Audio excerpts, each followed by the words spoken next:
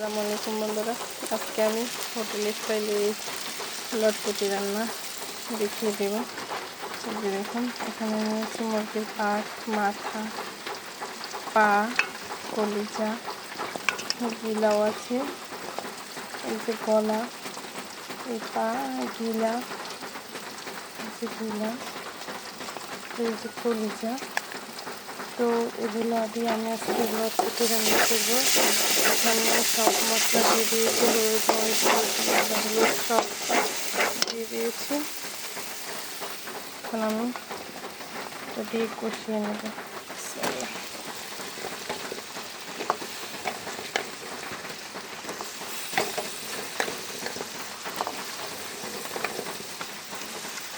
এগুলো সহজে খাওয়া হয় না, কিন্তু এরকম রান্না করলে অনায়াসে খাওয়া হয়ে যাবে।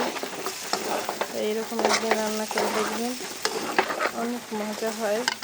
আমি ফার্স্ট এটা একটা হোটেলে খেয়েছিলাম। সত্যি কথা বলতে তখন আমি নামও জানতাম না। তো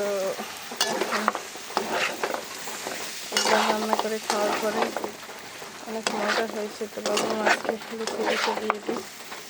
নিচে দেখুন।